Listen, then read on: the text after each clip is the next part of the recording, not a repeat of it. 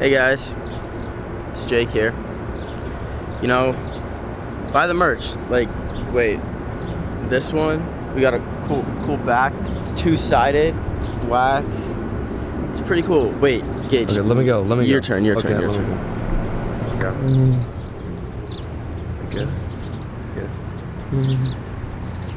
Buy the merch. It's got back to it. It's blue. Buy the merch. Okay, we're good. We got it. We're done. Yeah, you can handle the heat. Yeah, you can handle the heat. Yeah, out of system you can handle the heat. Booyaka! Welcome back to another episode of Can't Handle the Heat. It's your boy G Swizz, joined by Joe Worsley, Rippin' Top Lax Bro Joe. Lax Bro Joe. That's a good one. Yeah. Jake McSlunks. Jake McSlunks. And an honorary guest here, back from the dead. Go ahead and introduce yourself, Micah. What's up, everybody? My name is Michael Maha. When's the last time you were on the podcast, actually? I'm serious. I was just thinking that. In the van. I think in the van. Oh, when we got in a fight with Jack Eisner? No. It was before Orange County Crown. Oh, yeah, that van. We did it twice, I thought. We did it twice in the van. And we're about to go do it again. Every time we're in the back, we're going to be in the van. Okay. Yeah, I think that was the last time. Exactly. So, Micah, why don't you give a really quick recap what you've been doing? Because everyone's like, where's Micah? Everyone always hits me with the, where's Michael? When they going to learn? You guys learn. Exactly. No, I just been in Hawaii for 3 weeks, visiting family on Oahu and then Big Island as well. So that's where I've been. The boys kind of just hold it down. They just, if they text me, hop on the podcast, I'm there. And if not, they just hold it down. That's kind of all of a sudden, every Friday, 6 p.m., you just see a podcast whether I'm on it or not, baby. I just want to point out that our setups have been getting ghettoer and ghettoer as we go along. If you were to see this setup, the amount of jerry rigging things right now is phenomenal. And that's what the tour's about. We love the tour about that. Lax Bro Joe is actually going after it. Yeah, so we're in Delaware right now. Or no, we were in Delaware, and then we're back in Maryland today. We're in the D.C. area visiting our family. We get back tomorrow. We got to start going grass and practice prepare. tomorrow. Yeah, grass practice tomorrow by Coach. Coach demanded it for a while spatula, for a while Paca. And we're pretty psyched to be back. We haven't seen each other since Orange County Crown, so it's gonna be a good time. Also, I don't know if you guys saw our video on Instagram. I don't even know if or on TikTok. I don't even know if Micah saw it. We're back with Slunks. Slunks Attitudes are back. Micah, did you see that video? I did. It was pretty Good. incredible. Did you like it? Yeah, it was really good. Did you see our video yesterday about the luau? Yeah. Did you see the message at the end? The what at the end? The end of it. Did you I see don't the remember. credit What at was the it? end? Watch it right now. Was No, there not something right now. after We'll the watch it fight? later. Yeah, we said this because we knew you loved the name of the luau. We said this message is brought to you endorsed and Approved. by Micah Ma at the end. Wow. We've been having And we said in the For people the that caption, don't know, I don't know if we told this story on the podcast, but these guys were bothering me for a name for it for so long, and I just kept giving them like normal freaking names, like Out of System Invitational or like But we all can't. this, and they were just like, no, it needs to be Hawaii. Not, I don't know if it was you guys or if it was the other people. It was yeah. It was not really us on our side. I'll just say it wasn't really on our side. Okay, but they wanted it to be a Hawaiian word / name, and that is not the way to go, in my opinion. So when they came out with the luau, I was like, they really went as bad as they could have gone. All right, listen. Here is the dilemma with that. When you pick a tournament, right, you obviously have your theme. For whether it's your company is your theme or whatever. But you can't say, what do you say? We were partnering with another company, so you can't say we can say the Out System and 7 Gen Classic. That's just what the heck is, what is that? You know what I'm saying? What about the 007 Classic? Because it's out of... Well, you system, should have said that at the Gen. time. We kept asking you, what's the name? You're like, ooh, I don't know. The No, classic, I ooh. gave you guys... Bro, I was like, Bro, and I kept saying you can't say that because I'm why? gonna put 7 Gen in there, and you wouldn't put 7 Gen in there. Wait, 7 Gen or 7 Gen. Gen X? 7 No. Gen Z, not Gen Z. Gen Z. 7 Gen. I accidentally KOHN. KHON. KHON. Con News, and I accidentally called him X Gen Z or something like that. X Gen or something. I forget. Like, dude, what are you doing? Anyways, but Micah, you did not give great advice. I clearly remember being like, wow, Micah's really not giving great advice right now. I remember clearly saying that in my head. Well, With the that's names. because- You usually give great advice, don't get me wrong. Contextually, you don't want to go for like the craziest name, Right, And you 100%. you know? But we usually set a really low bar, and we were striking out way below that bar, let me tell you. We did have a few good meetings though. Dude, all right, we can't get down this rabbit hole. The late night creative meetings between me, you, and Faina, or me and you, Micah. Oh my god. Anyways, long story short, the luau, they're like 7 Gen came to us, like the luau. 7 Gen is great to work with, by the way. No bad on their name or anything. Yeah, they're legit, And, huh? and they said that, yeah, for sure. And it's great working with them. All right, so we're back with Slunks. And Joe, can you do us a favor? I don't know if you guys everyone sit up straight right now. Everyone sit up straight. As you can see, Joe, go up to that camera right now. They can't really hear you, but they can see you. See the front right there Joe's showing? The 4th of July out of system long sleeves. Look at that. Can they see? Can they see? Look at that lat spread. Nice, Joe. I just see a You're dump truck in front of huge. me. I don't know. That's what I see. They're super nice. What should we call these bad boys? 4th of July. We'll think of something. But we're coming out with new merch, and then we're also bringing our OG The Star Spanky banner. Star Spanky. Ooh, banners. Something like that. Ooh, Star Spanky banners. Ooh, Star Spanky banners. Or you the ooh say, can you see? Ooh, that's good. We got some good ideas right here. And then, but with that, and then we got the OG pink hoodies coming back. Only if you're at the event, you can get these. These Wisconsin. Things. In Wisconsin, at Water Spatula. And like I said, we came up with a new thing at Slunks, and the Slunks will be available in the next 6 weeks here. So stay ready. And it's a new pair. Mike, have you seen them yet? helped In design 'em. person or the design? He helped design The it. design? You helped Or design in them? person? The design. Have you seen what they look like at all? I mean, in person. Yes. We haven't even We seen them in person We yet. saw them on FaceTime. Yeah. Oh yeah. Well then yeah. Yeah. Okay. Yeah. Just make sure. Fire. Anyways, let's just get on to the good news here. Let's get on the big news here. Jake, what's the big news here? Big 10. Oh, USC, UCLA joining the Big 10. Pac-12 no longer the Conference of Champions. That's true. Maybe. I don't think they have been for a bit. Well, quote Bill Walton on that one. The Conference of Champions. That's true. So for those who don't know, starting in 2024, UCLA and USC will be joining the Big 10. A lot bigger than the Big 10. It's like the Big 16 Yeah. or 14 or something. So let's just kind of get into the aftermath of what's kind of going to happen with that. Jake, you kind of talk about in the car about like just done with conferences and stuff. Yeah, so what I think what's going to happen in college football especially is 2 super conference, and it's going to be like kind of like a pro league 30 team type of thing. And I don't know, I think that's going to be the future. I think the rest of the conferences and the rest of the sports are going to stay similar-ish, change a little bit, but football is going to be totally out the You window. think it's just going to be SEC and Big 10? SEC, Big 10, but there's also going to be like, I don't know, like Northwestern's not going to be in there, Right. or some of like the lower like Rutgers, the Maryland. Big West, baby. Let's tie this into volleyball. Yeah, exactly. Like, so biggest thing we were talking about, Micah, and I know you spoke to some people about this briefly. We just spoke about volleyball this morning. We were mostly speaking about football yesterday, but volleyball. I was thinking at first, I'm like, USC, UCLA hasn't been super crazy strong recently, but the main reason a lot of girls go to these Big 10 schools is to play in the Big 10. So now they can go play in the Big 10 and then live in California. That might be very, very advantageous. I didn't even really think about it. I just thought, oh, they're not going to do super well because whatever reasons. But now that they can play in the Big 10, play against all the schools, and live in California, I think those schools will be benefiting a large amount here in the future. And so it's going to be interesting. But I want to get to you, Mike. I know you got a chance to speak to a couple coaches in the Pac-12. Yeah, I just so happened to be at practice yesterday morning with the coach of Stanford Beach Volleyball. And he had mentioned, like, hey, Stanford or USC and UCLA might be leaving. I just got a message. And I was like, what? I'd not heard anything about it. And then today the news broke, and I was at practice again with him this morning, and he had kind of mentioned that he thinks, and he doesn't know what happens on the football side of things, right?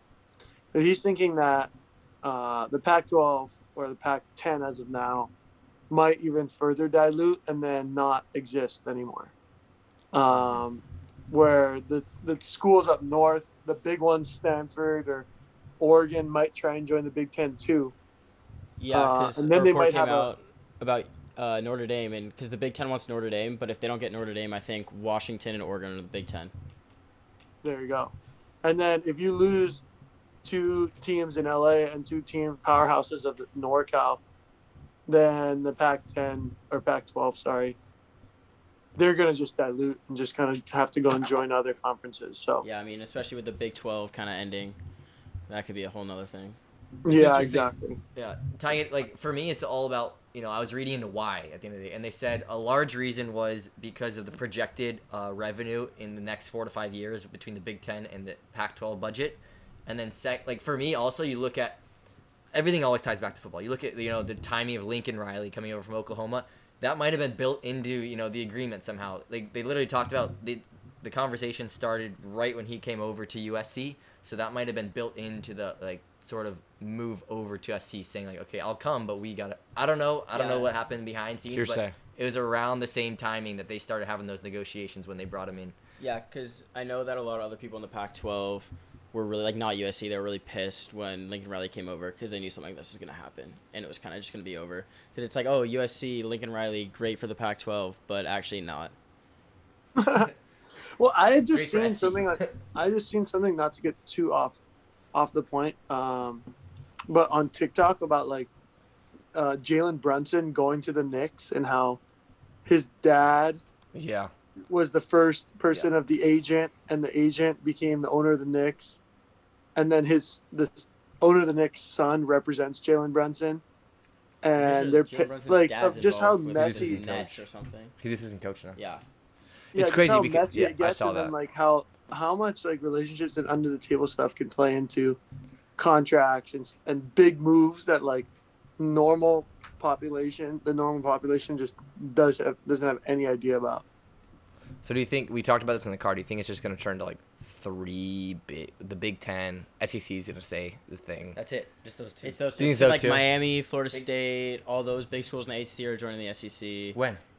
I mean, that's what's going to happen eventually, in my opinion. But what about basketball? I feel like the ACC's basketball That's true. is strong enough to actually football for sure is king, but Duke basketball and North Carolina basketball. But they can stay, for example, they can stay, because I know Hawaii, we have, unless we change the school, but I know there's multiple different, this sport's in this conference, this sport's Yeah, you know what I'm same saying? with Cal Poly's in the Pac-12 for wrestling and the Big Sky for football. And how And this Big West for how this directly impacts volleyball, a lot of the mid-majors are going to get screwed over big time here. Yeah, what's going to happen? Budgets are going to a school like Hawaii, see a lot of the Big West, I think is going to get screwed over big time. Do you think they're here. going to try and join somewhere big? The Hawaii's in the Mountain West for football, so that's a different category. Well, Hawaii's also at a point, the university, where their football team doesn't even have a legit stadium. They're still trying to figure out their whole they have a lot of issues going on. They're not a very attractable program, especially on the football side. And so people, Brotherhood. I think people understand universities are ran by football and basketball in the Power Five, and so you really have resources and where the volleyball for UCLA, USC, all that will benefit significantly from Big Ten budgets. That's true. Yeah, The I rich- mean, I was also talking about going back to the volleyball and the recruiting. I was talking to some girls a few years ago that were when I was in high school getting recruited. Jake No. is talking to some girls. And they're girls that are my age that I go to school with. The Big 12 or Big 10, they're getting recruited way earlier than the Pac-12 also. So that goes into that whole because some girls want to Wait. You said that the Big Ten girls get recruited earlier? Yeah, a lot of the But girls a lot- that commit to the Big 10 all commit way earlier than Okay. any girls committing to the Pac-12. But are you saying even the big time recruits? Imagine for example, Mac May, I'm sure she was a very big recruit. You're saying she didn't get recruited? a lot of the girls that commit At from the same time? California. I mean, Or are you obviously, saying California recruits? she's from the Midwest. Are you saying the big time recruits or the right below the big time? I think kind of right below. Okay, yeah. Because they're all getting recruited earlier in the Big Well, 10. didn't The they Big 10 change starts the recruiting recruiting earlier. process on the women's side? Because I know at one point it was getting so out of hand that like They did. 8th graders were committing. It's true. Yeah. I think no, they Zana did change committed it. her freshman year maybe to UCLA. Maybe it was later, but That's Yeah, pretty man. common back for then, girls. back then it was like freshman year. You were like freshman, sophomore year, you're committed, and I think they might have changed that. I think contacts now junior year. I think it's pretty I similar think junior to the year boys as well. side now. Yeah, that's Which what is I thought. like you said, it was pretty ridiculous on the girls' side. Girls were There's so 8th much graders. Yeah, I'm glad they decommitting fixed that and up. everything. I'm glad they fixed that because that There's was a so problem. much That you was don't so know. ridiculous. Yeah. So much. Well, now they're gonna wait. So if the Pac-12 diminishes, right? What happens to those big schools? Like, for example, I feel like, so like, for our listeners out there, a lot of the Pac-12 schools are part of the MPSF, right? They form a school because there's not enough men's programs in the Pac-12 for them to fill in and just be their own, to just be part of the Pac-12. So would it be like that, you think? Even like the girls' programs that still remain? Like the boy, like honestly, men's volleyball, this really isn't going to affect anything. Honestly, like all, because there's no Power 5, there's no one part of a Power 5 conference in men's volleyball. It's not going to affect us at all. But women's volleyball, maybe they do what the men's did, from these smaller conferences like the Big West or whatever, or something like that. Like, obviously, I'm not talking about USC or UCLA or Washington or Oregon who joins, but like Oregon State, like where's Oregon State gonna go?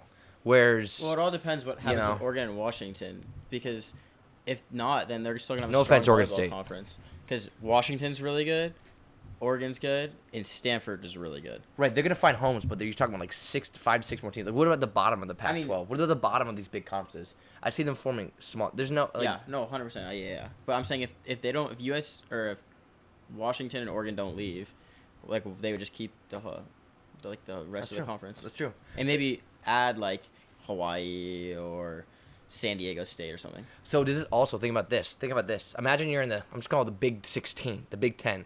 Imagine you're a women's team, right? And think about the seeding of the NCAA tournament. Do they get more pull or less pull because of that, right? Let's say you're let's be honest here. The bottom half of the Big 10 is probably better than most of the top halves of the others. You know what I'm saying? well, the Big Ten So- had 10 teams make the tournament, like 8 to 10 teams. Exactly, but make now it. they all got more. sports. But think about that. But now UCLA and USC were just there. Let's say UCLA and USC have a terrible year, right? But they're still probably better than a lot of those teams, right? Or like a lot of those teams that are like not there that made the tournament in other conferences. Now they're going to the Big 10 and they're just as good, if not better. Does that hurt their chances now? Or does they have the Big 10 swag to them? It's the same thing that happens in every sport. I mean, when you have like a limited amount, you're gonna have some people that are unhappy. Whether it's in football, you have the 5th and 6th place team. Sometimes the 2nd or 3rd team in the SEC is way better than a champion from another conference. But it's just how the formula works out, and you have to win big games at the end of the day.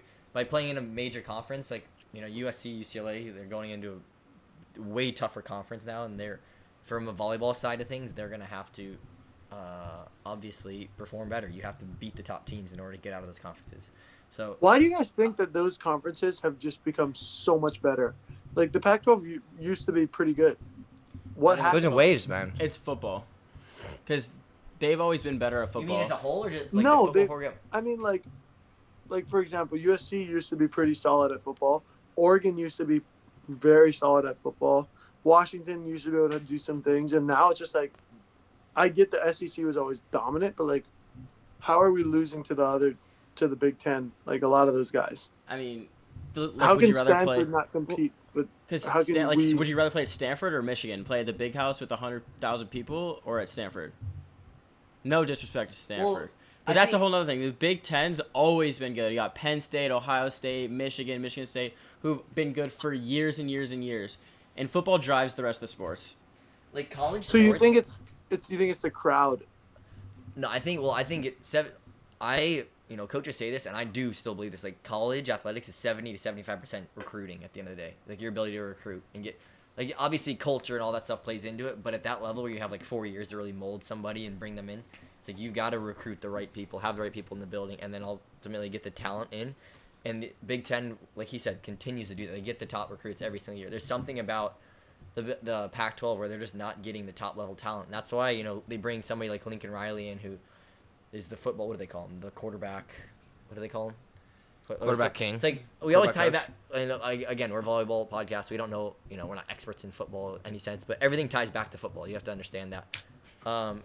And so for Backdoor us, deals. I Hands up, baby. I all the time am looking at like recruiting and and videos and profiles and stuff on the football side of things because I'm big into college football, and they continue. Big Ten will continue to just pump out the top recruit the top recruits, and I think it's just the experience as a whole. You know, Pac-12 Yeah. you don't have these crazy football experiences that you do Big Ten, SEC type of environments, and so it's difficult if you're not winning. Like it's really difficult to then, you know, you saw it. You pull up to UCLA a football game. Students are driving 45 minutes off campus.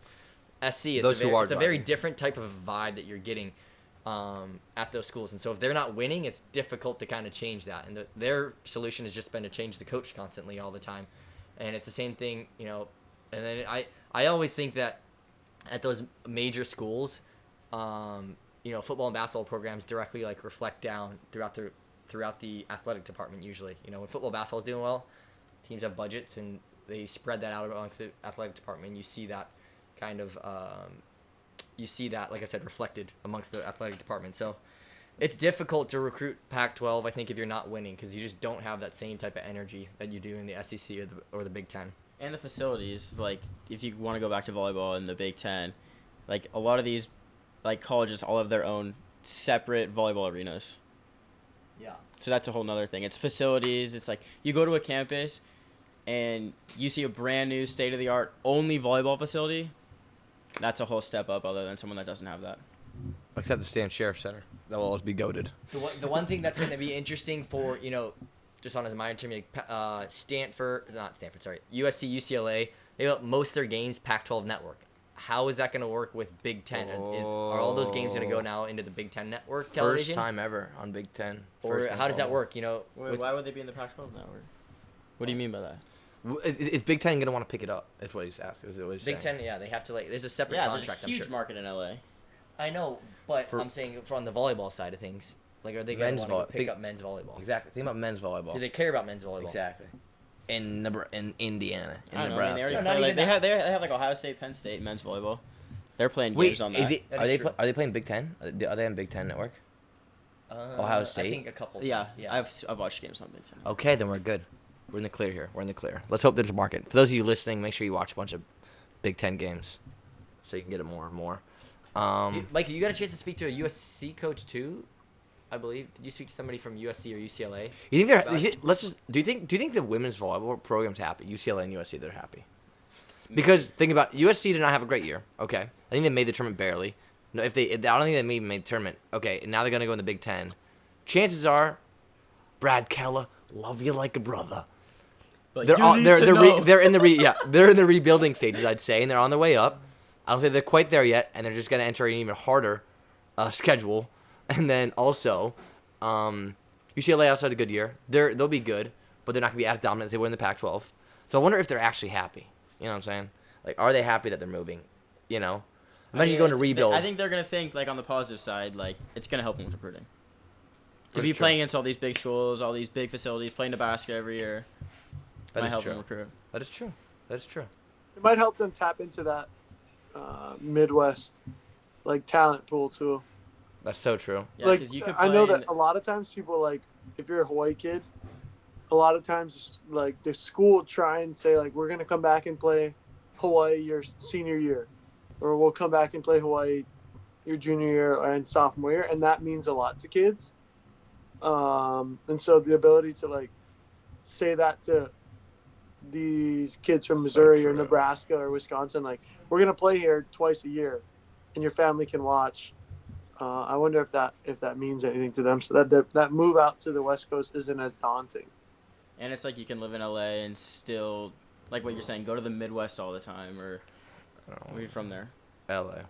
I think they'll have to. Sunshine State. They'll have to decide if it was good or bad, like 10 years down the line. That's good. If conferences are even still a thing. Once their budgets increase, I think they'll be happy. All the budgets are going to increase. Big Ten money is like big money. There was a time when Hawaii, Mike, you know this. Hawaii was like top 3 in the nation. I remember it was when Josh Walker, former assistant coach, now at Baylor. Example of Power 5 conference, power of football money. Good move by Josh.